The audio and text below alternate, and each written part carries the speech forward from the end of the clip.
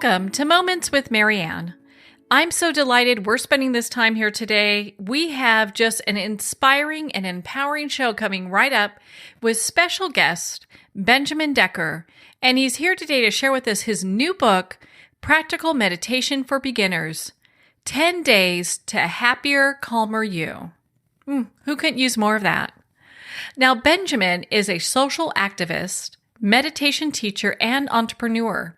His love for meditation and the spiritual teachings of ancient traditions goes back to his childhood.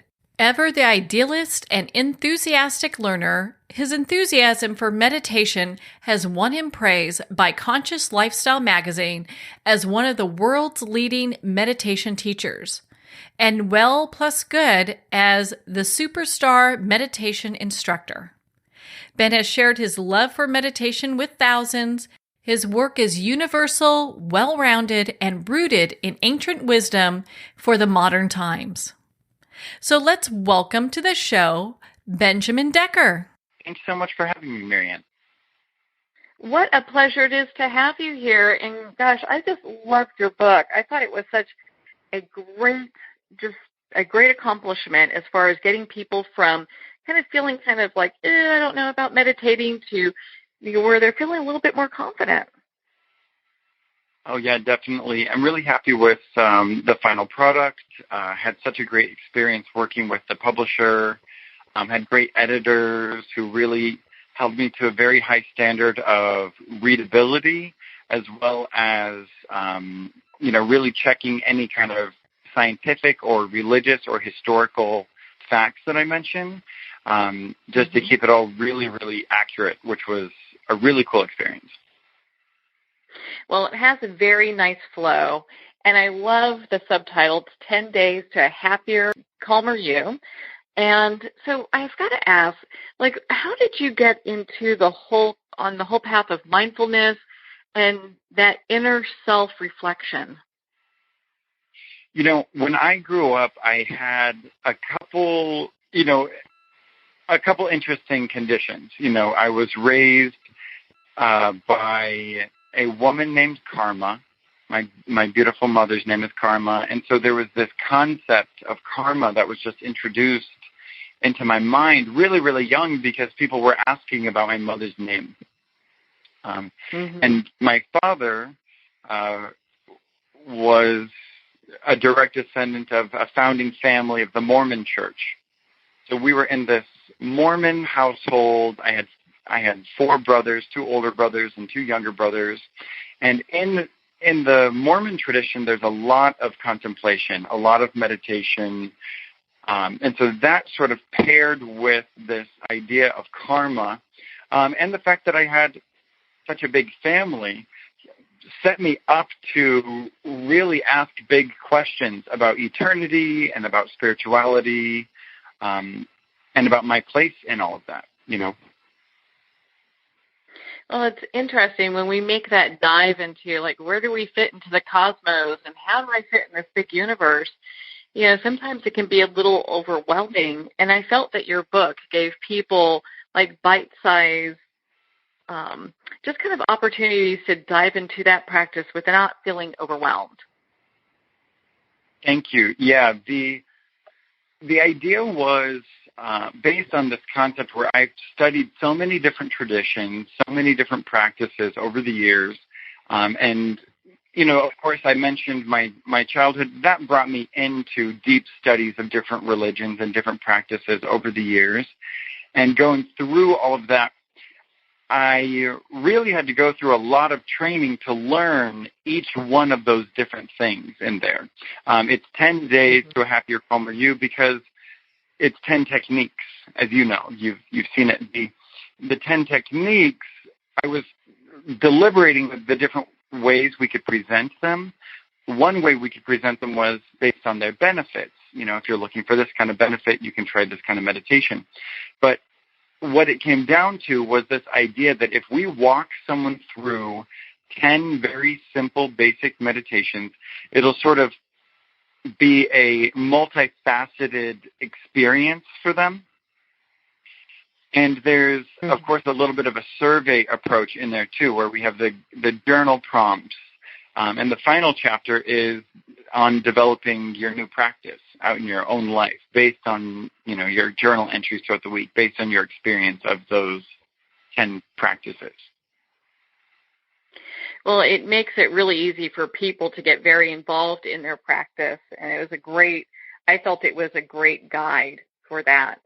When you started to decide kind of like this is what we're going to start with, was it really was it easy for you, or did it take a little while to put it all together?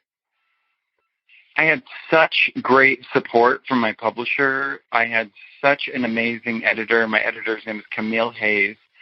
Beautiful woman, great mind, great writer. And she kept me on point, and she's a meditator. And so she was really familiar with all of it and really was very instrumental in determining the overall outline of the book, the general concept for the book. And she was the one that really kept me on a standard where it needed to be majorly readable and workable. We had this joke going through the writing process where it wasn't practical meditation for dummies. It's practical meditation for beginners. So it's this idea where we were talking to smart people. Our audience is a smart audience that just wants to know the good stuff, that wants to know how to do it, why to do it, the correct ways, the variations, that kind of thing. Well, it really is easy to start. And I love how you start with the breath, because I know when I meditate, even to this day, I have to really focus on my breathing so I'm not, kind of taking it to a place where it's not beneficial for my practice. Definitely. The breath awareness is something so extraordinarily powerful because the breath is one of the only operations in the whole body where it will happen automatically, but you can also very actively, consciously control it. So it's sort of this bridge between the conscious mind and the automatic functioning of the body. So when you bring the awareness to that special bridge between the conscious and the unconscious aspects of the body and of the self, you're surfing this line where you start to become more aware of the unconscious happenings, which is, of course, mostly thought. You become that much more aware. I'm sure in your practice you become that much more aware of even how a thought can interrupt the breath. You'll notice a thought arose in your mind and a sensation arose somewhere in the body and the breath stopped for a moment. You'll notice how different thoughts will interact with the breath. Different thoughts will interact throughout the nervous system. We don't just have thoughts in our brain. Thoughts occur through the entire nervous system. And so a thought will happen in our brain, but also will have a sensation arise, like maybe through our left hand. And so the breath awareness especially paired with a very relaxed stillness, can actually take someone into very deep ideas. When you're going into that idea between the conscious and the unconscious aspects of the self, you're going super existential, and you're going into your very nature and the patterns of your own nature. And it's that ancient Greek aphorism, know thyself. Know thyself. Know what you've got going on. Know what you're dealing with right now. Know what your kind of thought habits are. Do you find that when you are teaching new students that sometimes they might become a little fearful of getting too deep in their practice because of what might show up? Oh, yes. I can totally see why, and that's actually really common. I'm glad you mentioned that. That is really common. People will have insecurities about fear thoughts, about even trauma or challenging memories. The idea is that in meditation you breathe through it. You breathe through what's going on. You have, in my book there's a chapter on sitting with difficult emotions. Mm-hmm. And the idea with the meditation of sitting with difficult emotions is that you are creating a moment of peace. Most of us have a couple minutes a day where we can, sit by ourselves. I have a lot of clients that actually sit in the bathroom and meditate in the bathroom. They're like, hey, I can lock the door. No one's going to bother me in there. And the idea is you create your peaceful moment and you allow those challenges to come up because of that peaceful, safe space. It's like having the home court advantage to approach those deeper challenges. But I think that you're right. I think a lot of people have insecurity or resistance to their shadow, and the hidden, less beautiful, less comfortable parts of their minds. Yeah, what will appear if they, just completely give in to the meditation practice, I could see where that would be kind of sometimes a scary thing, but it's such a beautiful, the way you have it outlined in your book, it's such a beautiful journey. I tried to set it up so that it was very conscious, so that throughout the process, you are totally present for it. There's this idea in meditation where we talk about spontaneous enlightenment experiences, where someone will have almost like a psychedelic experience just from meditation. And I think that that's kind of like what you're touching on now, where you're saying, there's those deeper places where we don't normally operate, and I think that it's wise to have a little bit of a healthy sense of awareness of the power of that, because it's accessing the deep parts of our hearts and deep parts of our minds is something that it really is the road less traveled, Mm-hmm. and it's something where we're in a world right now where, hey, we could really use more people going deeper. We could really use a larger percentage of the population understanding what their dissonance is about and what their frustrations are about, and confronting their own prejudices. We're in a world where that is sorely, sorely needed, And I tried to present it in a way where no one was being called out. Everyone's included. Everyone's in on this. And it's based on my spiritual fundamental belief that we are all exactly the same.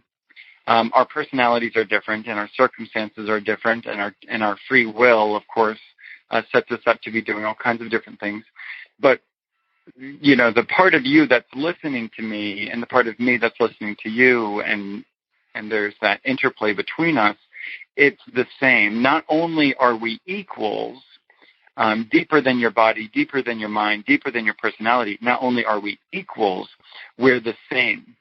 And in Buddhism, there's this concept of unity consciousness where there's one life and infinite points of view.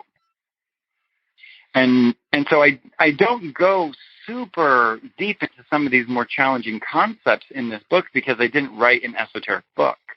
I wrote a very practical book. I wrote a book that was standing on the foundation of those more advanced metaphysical or esoteric principles, but really in a way where I'm assuming that the person picking up that book is ready to begin to take their journey. And a self-guided journey. In the mystical traditions, when you're initiated into a special practice, you are the very first initiator is your own soul. It's not a priest or a rabbi or a sage or a guru. It's your own soul that you have to confront, and your own soul has to say, you know what? We're going to take this life to the next level.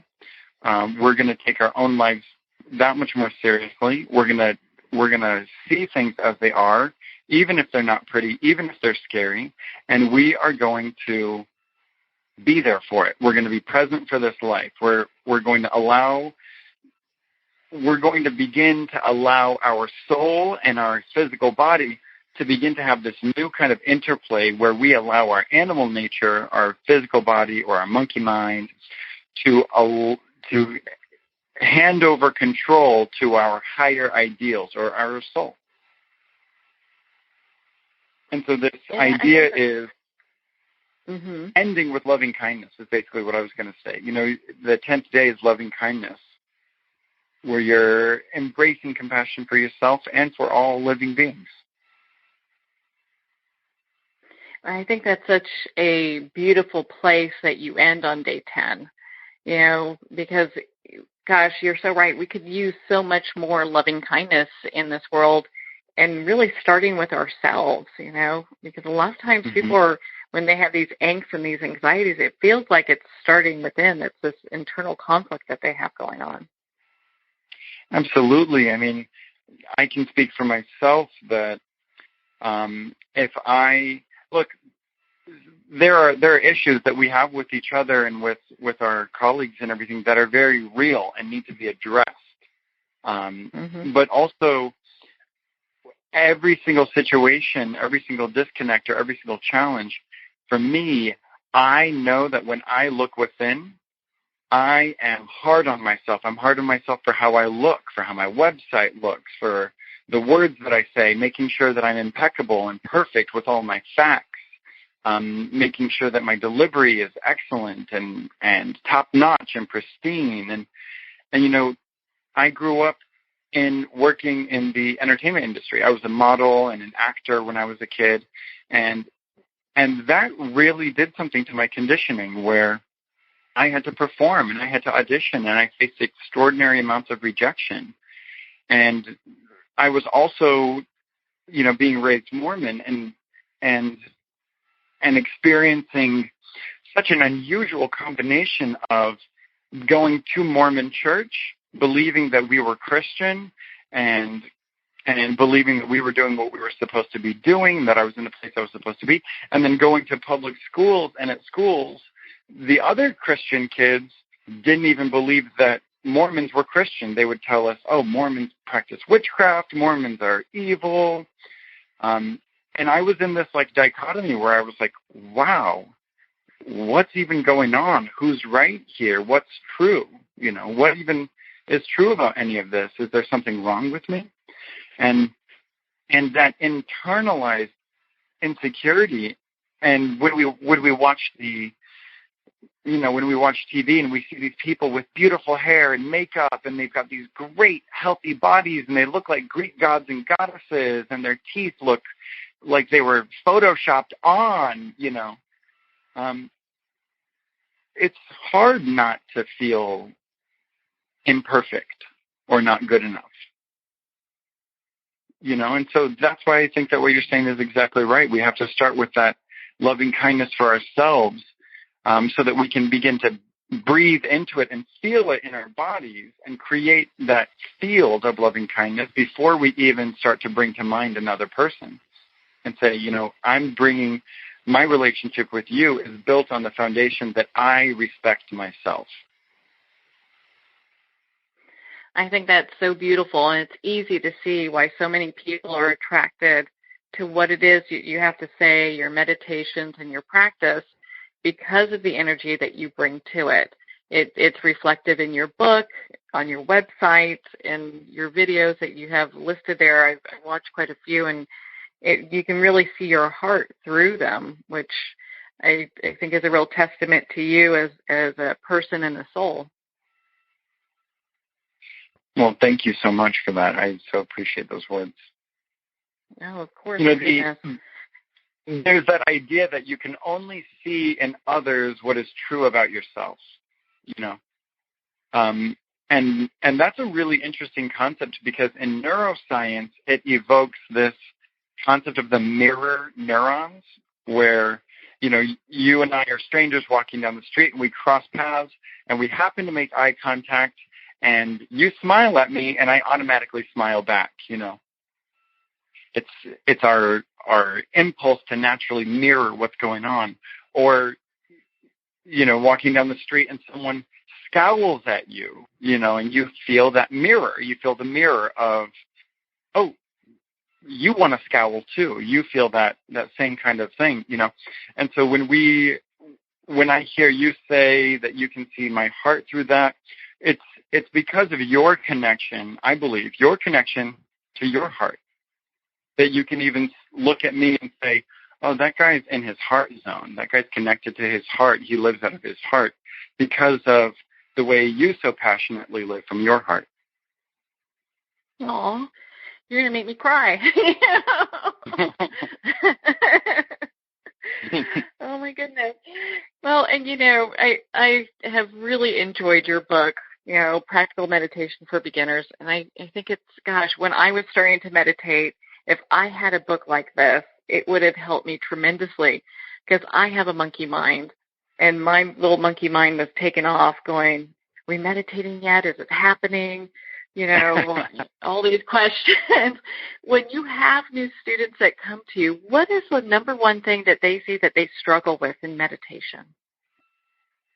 I would say there's a few very common things, but I would say number one really is, it's actually surprisingly deep. It's, there's the common question of, am I even doing this right? How should I sit? How should I even do it? Do I let my mind wander? What do I focus on? What's the difference between using a mantra and doing breath awareness? There's those kind of basic questions. But the number one thing, you actually touched on earlier, the number one thing is the confrontation of the self. The number one thing really is the acceptance of things as they are right now. And when you go into meditation, and we're in a world where there are extraordinary war crimes happening all over the planet, and we're finding that institutions that we've trusted for generations are corrupted, and our food supplies corrupted, and our air quality is compromised, and we have this warm blanket of exhaust that we've surrounded the entire planet with that's causing all kinds of unusual chemical reactions in the weather and in the acidity levels of bodies of water, and entire species are dying. We've had more extinctions in the last 10 years than in the last 100 years, and so looking at the reality of this moment right now, which is what meditation is, allowing this moment to dawn on you and accepting it for what it is, that's the number one challenge. The number one challenge is to say, wow, I know so much more than my mother ever knew. I know so much more than my grandparents ever knew about what is happening in this world right now, and I can't even continue living the same way. It's impossible because I know too much. And so we're confronted with this possibility. On one hand, it's a beautiful, infinite, creative possibility that we have. But on the other hand, it is this challenge to do something differently. And I would say that's the real number one challenge right there, is what you end up confronting in meditation.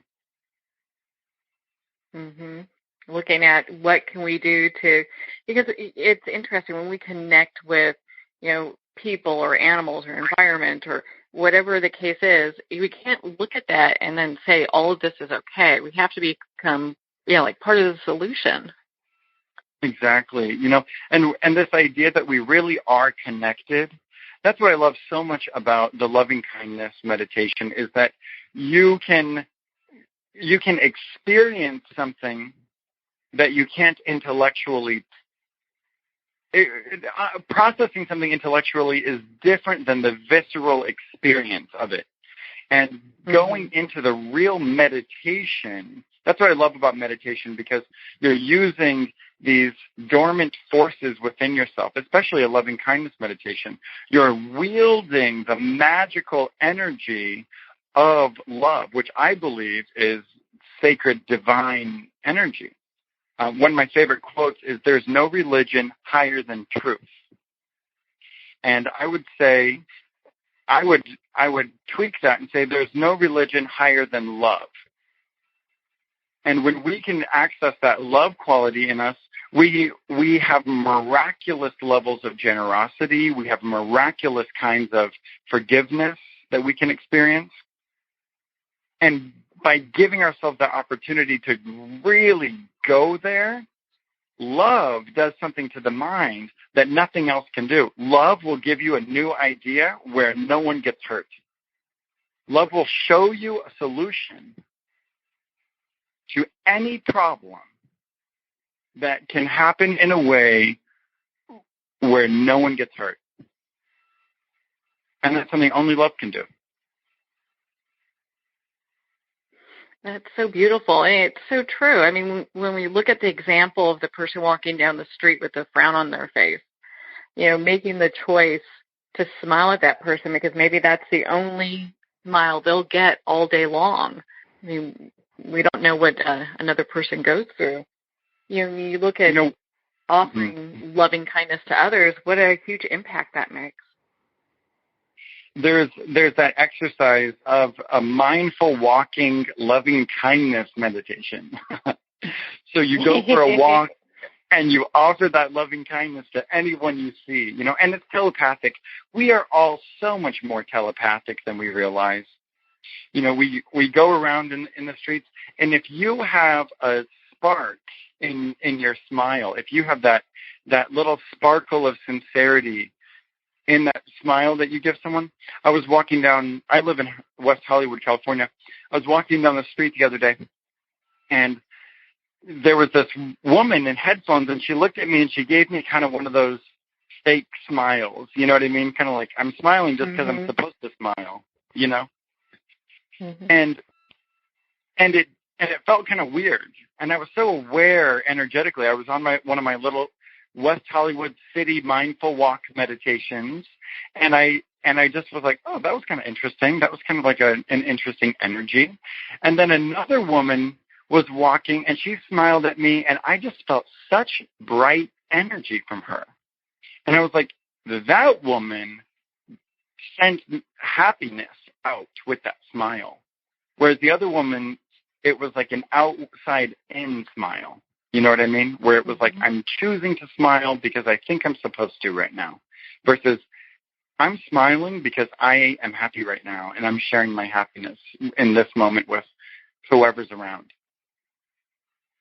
Yeah, and those are so visible, and you can feel them. And just like as you're explaining, you can totally feel what's genuine and what is maybe someone is just kind of struggling to get a smile together, or maybe they feel like they're on the should list. I should smile, Right. Mm-hmm. The should list. I haven't even heard that before. I like that. The should list. Yeah, that's good. Yeah. Well, and so, gosh, Benjamin, I mean, we could talk for hours. I feel that you're such an inspiration, and I really have enjoyed not only your book, Practical Meditation for Beginners, but also what you have available on your website and the time we've been able to spend together. Where can our listeners connect with you and become part of your community? Well, I am the Director of Education for the Institute for Transformational Thinking. And I've partnered with a wonderful, amazing mentor friend of mine. Her name is Ora Nadrich, and she's the founder and president of the Institute. And we are combining forces to be able to offer online courses, online certification programs, and in-person day-long retreats, weekend retreats, half-day events, and that kind of thing. And so the two places where I am always putting up new work, new content, and new opportunities for people to experience the benefits of meditation and transformational thinking would be on my personal website, which is benjaminwdecker.com, and through the Institute, which is theift.org, theift.org, the Institute for Transformational Thinking. Oh, that is fabulous. We'll make sure to have both of them listed here. And we actually have talked with Ora in the past, and what a dynamo she is. She's just such an inspiration as well. So it's so She's nice so to cool. hear that the two of you, oh my gosh, she's amazing. And it's so great that the two of you have partnered to do this. I mean, so I can only imagine how this is all coming together and what impact it's going to make on people's lives. Well, Benjamin, I know that, and also I know you have an app because I've downloaded it and I love it. So yeah. I know they can get that from your website, yes, right? Yes, on my website, it's the Unplugged Guided Meditation app. Oh, perfect. Well, Benjamin, thank you so much for taking the time to be on the show with us here today. Yeah, thanks so much for having me. It was great to connect with you. I love what you're doing. I love what you're sending out into the world. Keep it up. It's beautiful. Oh, well, thank you so much, Benjamin. You have made my day. It's been such a joy to spend this time with you and, of course, to talk about your book, Practical Meditation for Beginners, 10 Days to Happier You. Don't forget you can connect with Ben at his website, bendeckermeditation.com.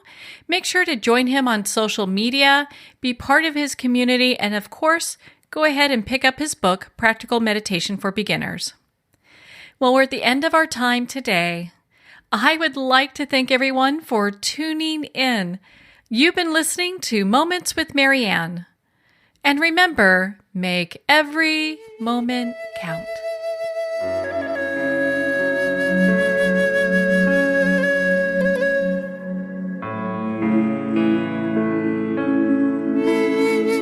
In a single moment, your life can change. Moments with Marianne is a transformative hour that covers an endless array of topics with the best of the best. Her guests are leaders in their fields, ranging from inspirational authors, top industry leaders, and business and spiritual entrepreneurs. Each guest is gifted and a true visionary, a recognized leader in her own work, and while teaching others to develop, refocus, and grow, Marianne will bring the best guest and sometimes a special surprise. Don't miss this. You never know just which moment will change your life forever. Moments with Marianne airs every Thursday, Friday, and Sunday at 8 p.m. Eastern, 6 p.m. Mountain Time. Make sure to tune in and visit momentswithmarianne.com for more information.